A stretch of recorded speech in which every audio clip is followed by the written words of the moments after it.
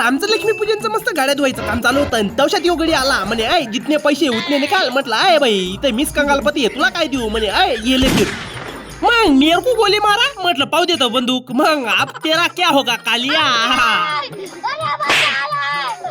मग एक मागे एक डाकू पकडून घेतले त्यांना आहे ना बालवाडी नावाची जेलमध्ये टाकून दिलंय. पण त्याच्या आधी आहे ना त्यांनी बंदूक कशी तयार केली ते बघितलंय. त्यांनी तर ना नादच काम करून दिलंय. डाक काडी पेटीने बंदूक चालू होत ते आणि यो गडी तर आवरतच नव्हता. म्हटलं पाहू दे रे नाही म्हणे मी चलाऊंगा. म्हटलं चलाव भाऊ चलाव.